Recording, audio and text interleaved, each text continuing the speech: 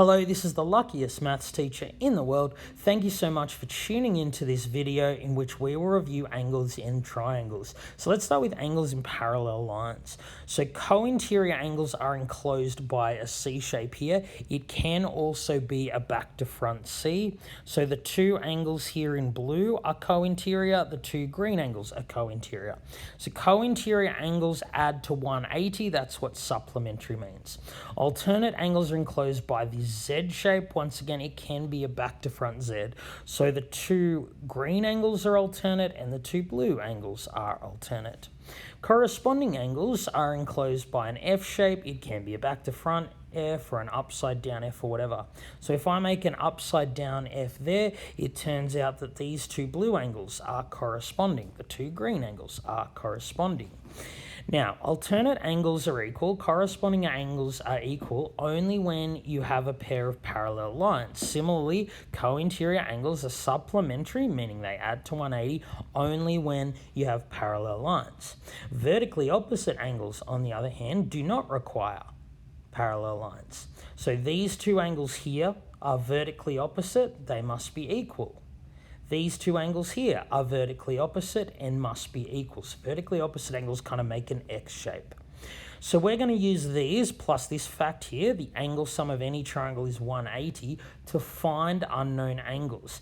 In our journey through congruent triangles, we are sometimes going to need to find unknown angles without actually measuring them.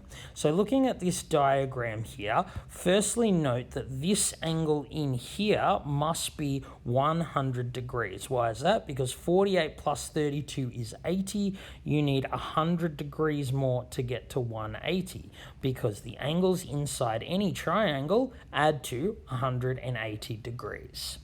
So note this 100-degree angle and X here, they are vertically opposite. We know that vertically opposite angles are equal. So X must be 100 degrees, and we should write a reason. I'm just going to abbreviate vertically opposite. So what would be the value of Y? Well, note we have parallel lines. So if you're finding an unknown angle and you have parallel lines, you should straight away look for co-interior, alternate, or corresponding angles. So here we kind of have this Z shape. This angle and this angle are alternate. When you have parallel lines, alternate angles are equal.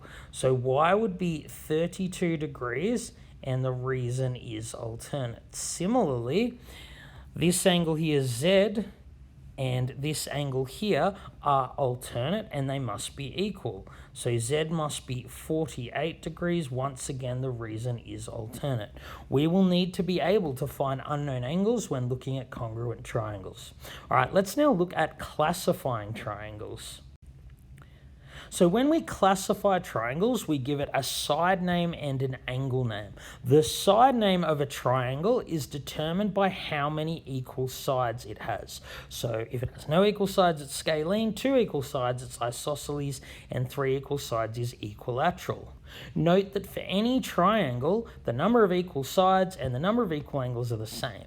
So what I mean by that, for a scalene triangle, it has no equal sides, so it will also have no equal angles. So notice that I'm using a different symbol for each of these 3 angles to indicate they're not equal. Isosceles triangles have 2 equal sides. They always have 2 equal angles. The 2 equal angles are always these angles at the base angles, basically where the equal side meets the non-equal side. Equilateral triangles, on the other hand, they have 3 equal sides. All equal sides, they have all equal angles. Since the angles of any triangle add to 180, if you have 3 equal angles, they must be 60 degrees each. So that's all well and good for side name, but what about the angle name of a triangle? Well, we give a triangle an angle name based on its largest angle. And note that in any triangle, the largest angle is always opposite the longest side. So here, the largest angle is acute. All 3 angles are acute. In this triangle, the largest angle, which is opposite the longest side, is a right angle.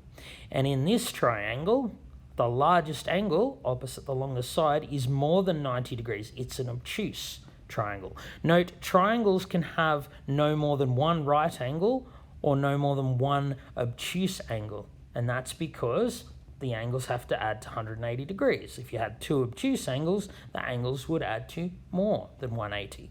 So triangles always have at least two acute angles. If they have a third angle that's acute, they're acute angled. If their third angle is a right angle, then it's a right angle triangle. And if the third angle is an obtuse angle, it's an obtuse angled triangle. So let's have a go at classifying these two triangles. So let's start here. So we note that this triangle has two equal sides as indicated by the dashes. That means it will have two equal angles. So these two angles here must add to 80 so that the angles add to 180 and they're equal. So it turns out each of these angles is 40 degrees. So we can see that this triangle, the largest angle is an obtuse angle, 100 degrees is obtuse, and it has two equal sides, so it's isosceles. This is an obtuse angled isosceles triangle. All right, let's now look at this triangle here. So we know that it has two 60-degree angles, but before we can classify it, we need to know what this third angle is. Well, as I've said many times, the angles in any triangle add to 180.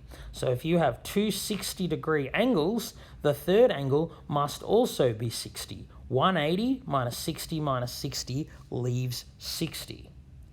So this triangle actually has three equal angles. That means it must also have three equal sides, and so will be equilateral.